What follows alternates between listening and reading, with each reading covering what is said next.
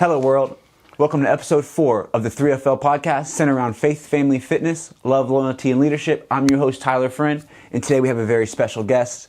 I would say I've known this man for about 5.5 years. He's witnessed a lot of seasons in my life and a lot of change. But overall, I wanted to really just edify him today. He's a great educator, somebody that just very accepting of people's circumstance, and overall has a heart to just help and serve people. So, yes. Davieoyn Hopson. Hey, good morning. Thank you, Tyler. It's a pleasure to just sit down and chop it up with you, man. I appreciate the opportunity, and thank you for the kind words. Just a lovely morning doing what we're doing. Yes, sir. Yes, sir. Up at 4, just ready to see what God has in store for us this morning. Yeah. So, and I wanted to just talk a little bit about, where you're at right now. Okay. And then I'm gonna share a story, and I want you to kind of just from the same, obviously, see it from your perspective as well. Okay, absolutely. So now, as a licensed clinical social worker, a lot of years of hard work and dedication, able to claim that victory, right? I'm the director of behavior health here at Open Arms Village. Also SMA, I do a lot of social work and counseling with them. And I have a private practice as well, Experience, Strength, and Hope Counseling Services. So I'm just able to be available to the community here in Ocala for the services that they may need with mental health and substance abuse. That's what I've been doing here in this town for the past 16 years now. So wow. That's what it's about, man. Yeah. Chopping wood, carrying water, helping people out, Yeah. And when I had met Davieoyn, I was actually in I would say a dark place in my life where I was just picking up all the pieces and trying to put everything back together. And one thing about, that time was Davieoyn was able to bring me a lot of hope. To have somebody to really relate to, when I was in treatment in the Phoenix house and going through, my process and stuff, to be able to have, because the best part about you is you teach life skills. Absolutely. And then you keep it blood raw with somebody. So it's the same things that we would interact with and talk about that would happen in our mind. Like you would be able to paint a picture and be able to take the thought and then what I would call pattern interrupt, stop it, and then learn to live in a new way. Yeah. And it's kind of like cognitive behavior therapy. Cognitive behavior, CBT, yeah. And for the, it's very powerful, and I see, I feel like I've tried to adopt the trait or adopt the behavior of like helping other people do that as well. Absolutely. And in doing that, you see such a magnifying amount of gratitude because it's like to be able to give it back to somebody else and see them change or see just little things change over time. And helping people is super important. So if you could tell us, because I want to tell you how God, and this is what I'm telling the story, how God will take your mess, right? Turn it into a mess. He'll take whatever wounded you, and then turn it into your weapon. Absolutely. And what it does is it allows you to serve the purpose that you're supposed to serve in life, right? And I just went to a seminar, and I don't know if you know who Ed Milet is. I heard of. Well, he was talking about the person that you're able to help the most is your past self, right? So as people, and I know you live in you had an old life. Yes. You gave your life to God. You lived in a new identity. Absolutely. It took you along this path. Amen. And then it brought you back to square one, but in a different perspective, in a different spot. Yeah. And then it was able to, it's able to help you serve your purpose. Yeah. And it's funny you mentioned that, like you go through all of these different ebbs and flows in lives, ups and downs, whatever you want to call them. I think it's all for God's purpose, right? It's all intertwined. Yes, it's all. It's it has a purpose, right? And you don't see it in the middle of that muck, but when you get out of it, you look back like, wow, okay, that had to happen for this to happen. So it's kind of like revisiting that small kid that I was, right, and just wanted to get picked on the team. You know what I mean? Like, hey, what about me? What about me? So. Now, as an adult, I get to revisit that same kid, but in other people, if that makes sense. Yeah. You see what I'm saying? Because I know the feeling. Because God calls a substitution in your life, Absolutely. So you get to be the substitution called. I know. You just want to get the ball thrown at you. Come here, man. Let's talk, man. I know what it's about. You're not angry. You're not violent, right? You just want to be heard. You want to be accepted. You want to be picked. You know? And it's funny to be able to identify that with that and then come full circle and help people make those connections as well. Yeah. And I think they say that the thing that you you don't have as a child, you crave as an adult. But the more you're able to give it, the more that you understand that the world needs it Absolutely. just as much as you do. Yeah. And I think it's crazy how life just has its own way of. It's like it's in your DNA. It's like it's never going to change. Never. That. But overall, I want you to talk a little bit about your story on how, you went through, because you went the same struggle as I did. Of course. And being able to, one, make it to the other side by the grace of God, right? The life, because after you turn your old life in, you live a new life. Yeah. The life that you're able to live. Yeah.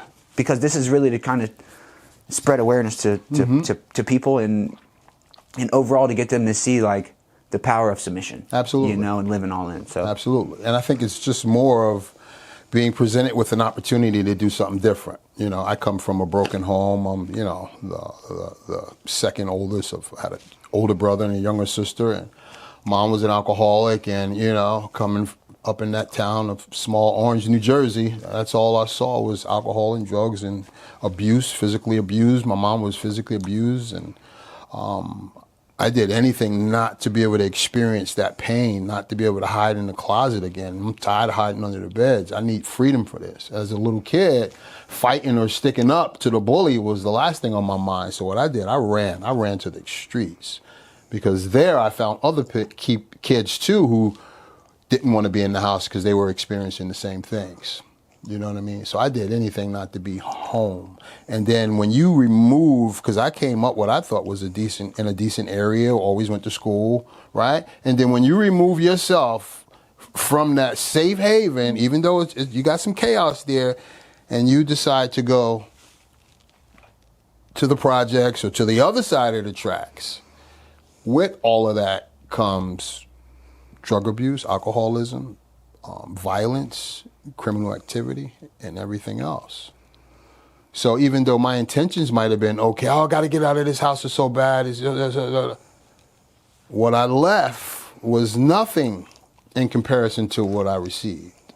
And it was horrible for about 30 years. And I tell you, ups and downs and trials and tribulations and in jail again, out of jail again. It's like, oh man, here we go on a continuing cycle. And I can remember saying, this is the cards that I got dealt. I'm just going to play them to the best of my ability. I'm all in. Okay, big guy, you want me to be a criminal? I'm going to be the best criminal out there. You want me to be a drug addict? I'm going to be the best drug addict. And I went hard for many, many years. And what really crunked that up a notch is when I lost my mother at 18 years old. And I used her death as an excuse to really burn my life down to the ground. What a selfish, self-centered individual. Used the death of my mother to really show them, right? And it was a living hell for many, many years. And then I was presented with an opportunity. Hey, tough guy, you can continue doing this, this, and this. They'll get slipped in. Yeah, okay. Or how about this? And I was presented with an opportunity to do treatment. I've never been presented with that opportunity before. You're not a bad guy. You're not a tough guy. You need help. And I took that opportunity and I ran with it, right? And it was at the same place that you went to, Phoenix House, 2009. I went in there, had no idea about anything about treatment or anything about life skills or making a bed or any of that kind of stuff. And I was open to the idea of something different, with reservations. If this don't work, I know where I'm going. So it was very familiar for me, and thank God it worked, and I was able to surrender to the fact, without a shadow of a doubt, that there was a new way to live. Once you enter treatment, once you enter programs, any kind of, you can no longer use the excuse, whereas I don't know. That's why I'm very clear about the work that I do. And there's no headphones in my groups. You will hear this whether you want to or not, because you can't use the excuse any longer that I didn't know. Yeah. Right? So it kind of took that off the table for me. And I'm like, can't pretend like you don't know. No, you know. Continuing to do the same thing, expecting different results is what? Insanity. I couldn't pretend I didn't know that. Mm-hmm.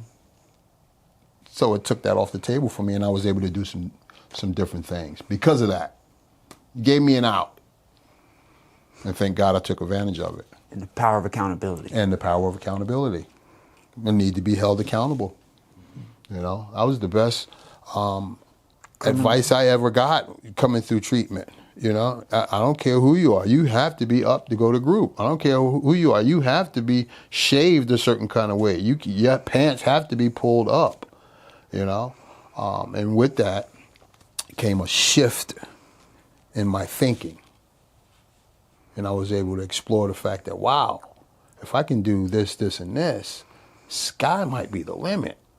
Even with a felony, even on probation, even with all of these other things stacked against me, I think I may have a shot. And then God's grace and mercy come in, right? And it's like, oh, man, okay. Has nothing to do with being perfect or having it all figured out. Blind faith. It's just having faith that I won't go back to that.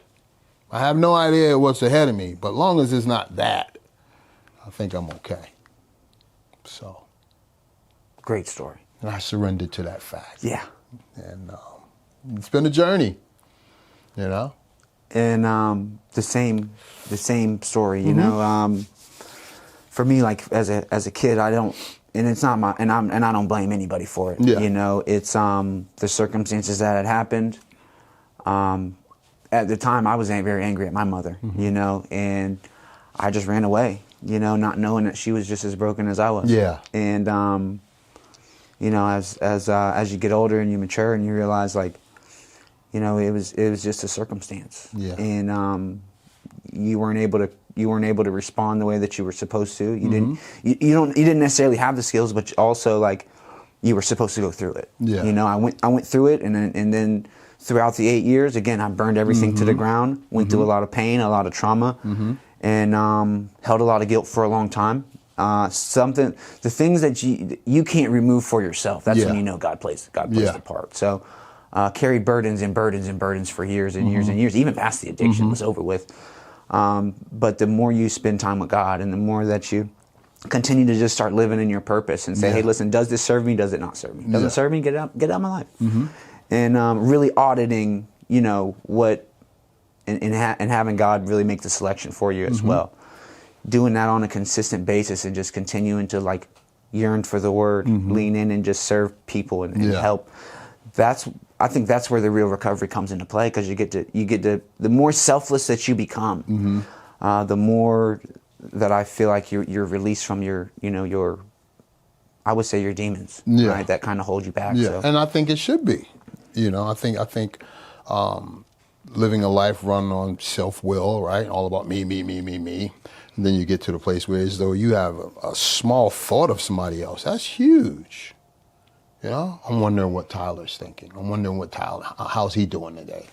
That's huge. And then you start just capitalizing on that, and it has very little to do with you. You know, and I think that's the glory of God. He manifests himself in conversations through other people. You know, because one thing that I know for sure, if you stay in your own lane and it becomes all about you, that's a very, very lonely life. And it's not just exclusive or inclusive to alcoholics and addicts, just everyday people. You know, I think it's important to be able to get up out of ourselves and have conversations with other people.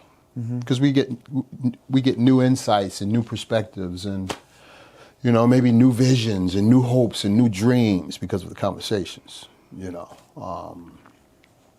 that one book can only teach you but so much. But so much, yeah.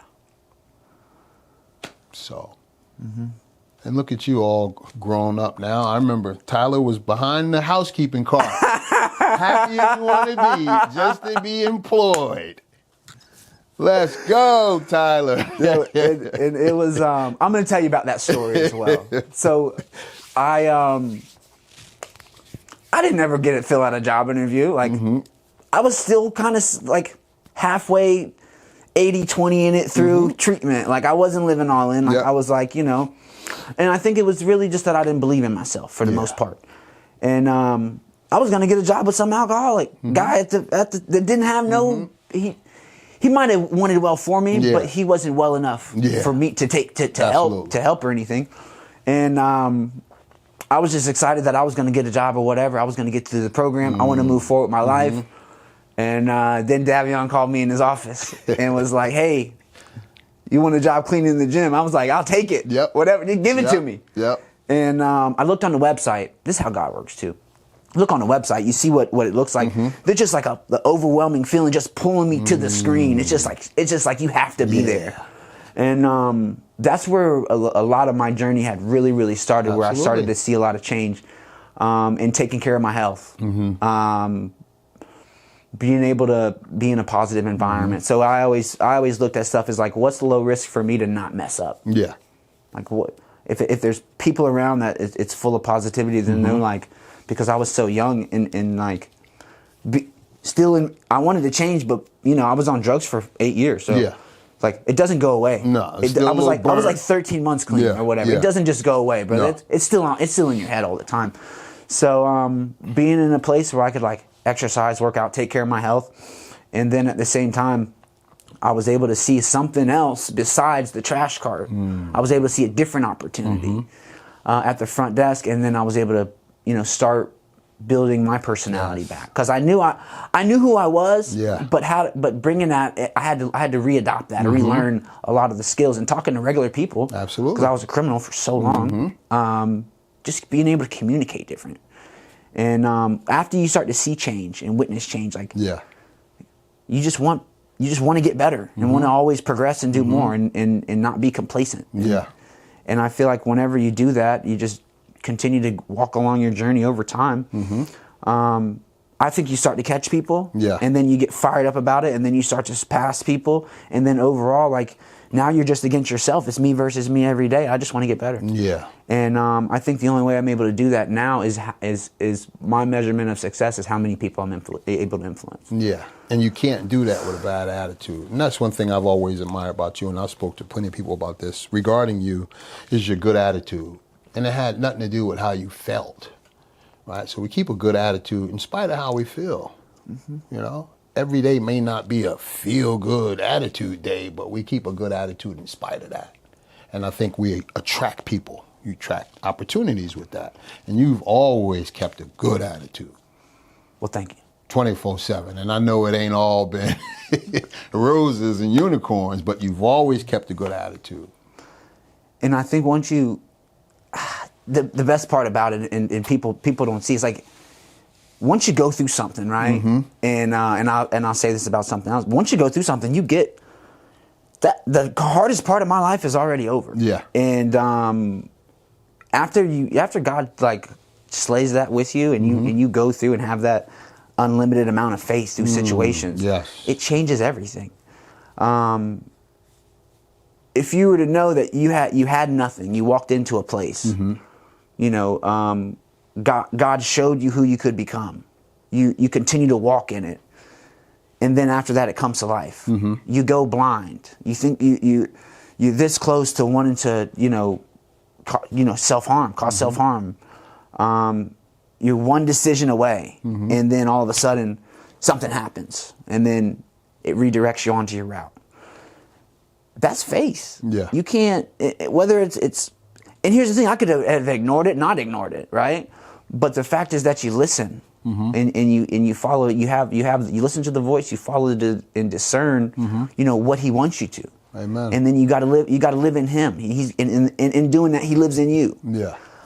Best part about Davieoyn, right? Even with constructive criticism, he always gives Christ-like advice. No matter the situation, as I've always noticed that about you, is being able to accept it, but also redirect it in a way that like makes sense to the person that's like supposed to be the example. Absolutely. And I always pride you on trying to be the example, and that's what I feel like life is about. Is about being able to, whatever you've been through, whatever, being able to say, hey, listen, like it happened, grow through the situation, and then become the person that God designed you to be. Absolutely. And then serve His purpose in life. Absolutely. So. And most of that is just showing up, being available. And I tell my clients all the time, I'm no miracle maker, I just show up. I'm always early. One thing about me, you can always count on me being there. On time. Now, what you do with this safe space is on you. And I think that's been the biggest or the greatest example I've been able to be in clients' lives. Consistent and always available. So that's my hope for the people that I come in contact with every day, It's funny. It's 3FL, so it's faith, family, fitness, love, loyalty, Okay. and leadership. I think we talk about faith a lot. But I think the reason why is because in having faith, like everything else comes along. Yes, absolutely. And that's another thing that I always try to teach people is like, don't have a one-dimensional life. Try to have it all. Yes. And having it all, but in having it all, something has to come first, right? And then in doing that, you get the guidance, the provision that you need, and then from there, it's just all about taking that step. And then you have the family that you want. Your health is in order. Absolutely. Davieoyn, I don't know if you. In the past, I didn't love myself, so I wasn't able to love people. Right. Same for you. Being loyal to people wasn't something that was like, common. Yeah. It was a bunch of disloyal, unloyal, type of things. And, even in the generational curses in my family, there's a lot of things that, I see go on or I witness, and then I also see them try to manifest in my life. So in order to dodge that and go through things like that, is like a life-changing thing. And that's when leadership comes into play. Absolutely. Is where you're able to rise up and become, what God has intended you to be. So, you servant leader, basically. Absolutely. Tell me a little bit about, why you're so passionate about it. I think one of the reasons I'm so passionate about it because I know it works. Right?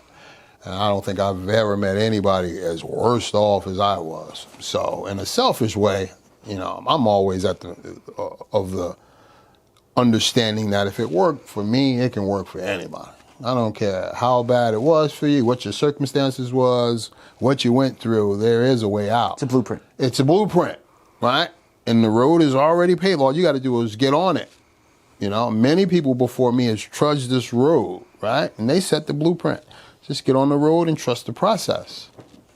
That's it. And I tell people all the time, the process is undefeated. It never loses. Process is undefeated, yeah. The process is undefeated. It never loses. And it don't need your help to tweak it or to change it. Just trust the process. And everything else will come into fruition. All your hopes, your dreams, any aspirations you have, they're going to come. Come tomorrow? Probably not. But trust the process. And that's with fitness, right? My faith came way before my fitness. In church every Sunday, smoking, doing those monsters. I used to be 2 for 4. Back to back. The monsters, Newport 100s, living a decent life, but my fitness was on the back burner until you get a health scare. And people tell me all the time, oh, I don't think God had nothing to do with that. Well, you can speak for, your situation and your circumstances, but I know you have a heart attack, that'll wake you up. And I had a heart attack 2 years into my sobriety. Wow. Yeah, my right coronary artery was blocked. It's like a normal day. I'm sitting around, just got off from work. I was a tech at the time and felt like I had to burp. I'm like, man, I can't get rid of this burp. Never been a huge soda drinker, but I was staying in Bellevue at the time and I got a soda out the refrigerator and took a sip of it and I got a little burp. I'm like, all right, here we go. So I'm just back to what I'm doing, but it came again, man. Long story short, I ended up passing out, getting rushed to the hospital. And they said my right coronary artery was 99% blocked. They put a stent in. And I was in the hospital, I think, 2 days. I got out of the hospital immediately. No more monsters, no more cigarettes. Gave it all up. And I started on the health journey through Zone Health and Fitness. I made some changes. And the payoff to that was huge, So for me, it was my faith, fitness, and then being a great example of what I think God would want me to be. I was able to attract a beautiful wife, which led to my family. which is able to make you love at a higher capacity. Absolutely. Ability to be loyal. That legacy, you know. Yeah. It ain't all about me no more, right? I got little ones looking up to me for direction and leadership and positive responsibility, loving concern. Love that. That's what it's about. That's what it's about. 3FL podcast. Listen, we're going to wrap it up. I really want to thank everybody on the opposite side of the camera. It's I would honestly say it's a blessing to just be able to serve people and be able to get more words and more messages out.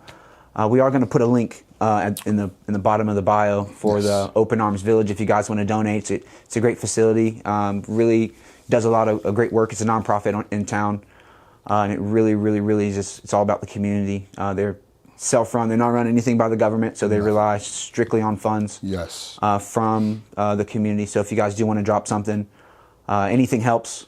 Listen, we love you. I really appreciate you for taking the time watching everything. Give me a like, give me a comment, give me a share. And overall, just tell me how you feel. God bless. You guys have a wonderful day. God bless. Appreciate you, big dog. Good job, brother. Hey, Good listen, job, man. that was fire. That one was fire, bro. That's the best one we did. That was good.